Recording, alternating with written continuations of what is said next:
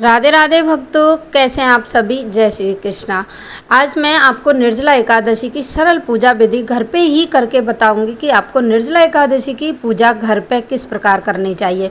जिन लोगों ने लड्डू गोपाल ले रखे हैं वो कैसे पूजा करें, जिन्होंने नहीं ले रखे हैं वो कैसे पूजा करें, उस दिन क्या नियम रहेंगे, पूजा किस विधि से करनी है, कथा कैसे सुने, सामग्री क्या क्या रहेगी और पूजन सामग्री को किसको कब दान करना है और किस चीज़ को पहले दान करना है, किसको बाद में दान करना है, क्या आवश्यक सामग्री है जिसको कि दान करने से ही हमें फल की प्राप्ति होगी पूरे संपूर्ण व्रत के नियम भी साथ साथ में बताऊंगी व्रत कैसे करना है। तो आइए जान लेते हैं संपूर्ण एक वीडियो में एक ही में सारी जानकारी आपके सवालों के सहित मैं सवालों के भी जवाब साथ साथ में दूंगी। वीडियो अगर पसंद आए तो लाइक ज़रूर करिएगा, शेयर करिएगा, कमेंट करिएगा। जो लोग नए हैं वो बेल आइकन ज़रूर प्रेस कर दीजिएगा जिससे कि पूजा पाठ की सबसे पहले वीडियो आप तक पहुंच जाए।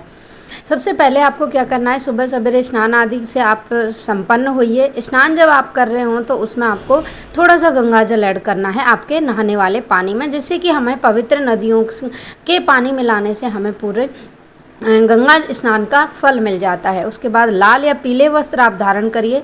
उसके बाद घर के मंदिर में चौकी लगा लीजिए। या तो आप चौकी बिना लगाए अगर पूजा कर रहे हैं तो आप घर के मंदिर में ही पूजा आरंभ करें। वैसे आप चौकी उस दिन अवश्य लगाइएगा क्योंकि बहुत सारी सी पूजा अलग विधि से की जाती है।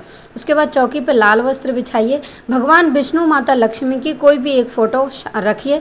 फ़ोटो के नीचे सबसे पहले आपको चावल डालने हैं या पुष्प डालने हैं, क्योंकि एकादशी है, चावल तो अमूमन हम यूज नहीं करते हैं। तो आप पुष्प डाल के ओम नमो भगवते का नाम जप करते हुए आप भगवान को विराजमान कर दीजिए।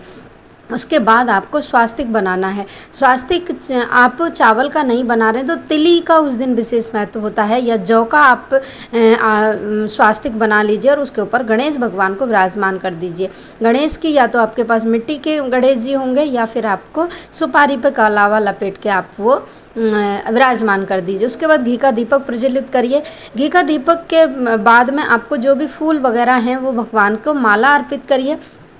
एक जल का लोटा ले लीजिए। पूजा की संपूर्ण सामग्री जिसमें फल हो गए, दूध हो गया, पंचामृत हो गया और धूप दीप, रोली मोली और आपको भगवान के निमित्त जनेऊ और जो भी आपके पास पुष्प हैं वो पुष्प आप ले लीजिएगा।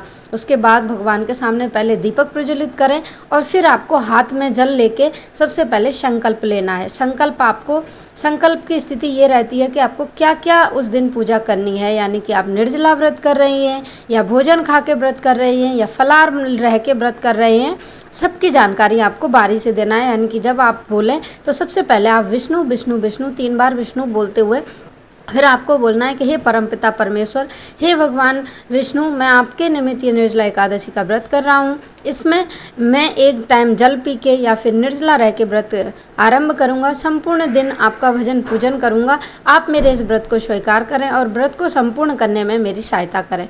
उसके बाद आपको एक जल का भरा हुआ घड़ा लेना है। देखिए, घड़ा कोरा होना चाहिए, पहले से उपयोग में नहीं होना चाहिए।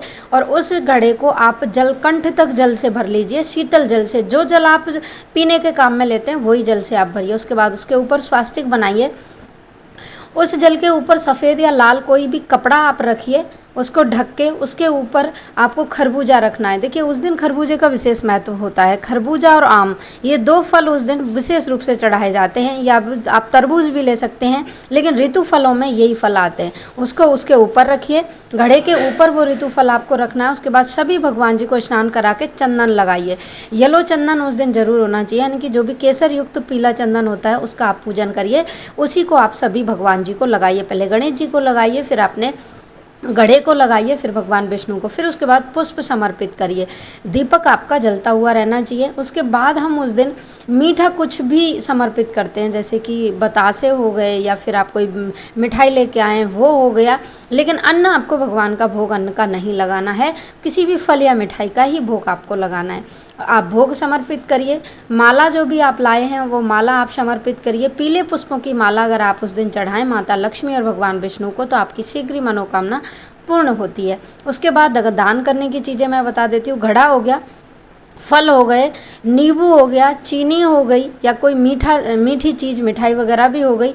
उसके बाद एक बर्तन, गिलास, घंटी, कटोरा, कोई भी एक बर्तन आप जिसको आप पूरा कंठ तक चीनी से या फिर किसी भी मीठे से आप भर के, और उसके ऊपर आपको कोई भी पेय पदार्थ जैसे कोई जूस हो गया या फिर कोल्ड ड्रिंक हो गई, रूह अफ़ज़ा हो गया, ये सब चीज़ें मंदिर में डोनेट करनी है। एक पंखा हो गया, पंखा जो हवा करने वाला होता है, छाता हो गए, चप्पल हो गई, जूते हो गए, कोई भी वस्त्र, भगवान के वस्त्र हों या फिर किसी ब्राह्मण के वस्त्र हों, उस दिन विशेष रूप से दान किए जाते हैं। ये सामग्री आप कम से कम में भी आप ये सामग्री अवश्य रूप से भेंट करें।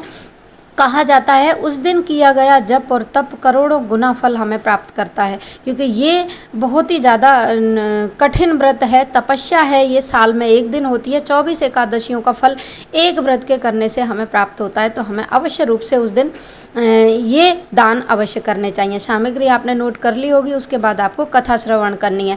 उस दिन कथा सुनने से और सुनाने से बहुत करोड़ों गुना फल मिलता है। अगर आप व्रत नहीं करते हैं लेकिन कथा भी अगर सुन लेते हो और ये चीज़ें आप मंदिर में दान कर देते हैं तो आपको संपूर्ण फल मिल जाता है। आरती करिए और भगवान विष्णु की जय बोलिए। आरती करने के बाद आप क्षमा याचना करिए और जो चीज़ें आपने चढ़ाई थी उन्हीं सभी को मंदिर में या किसी ब्राह्मण को दान में दे दीजिएगा।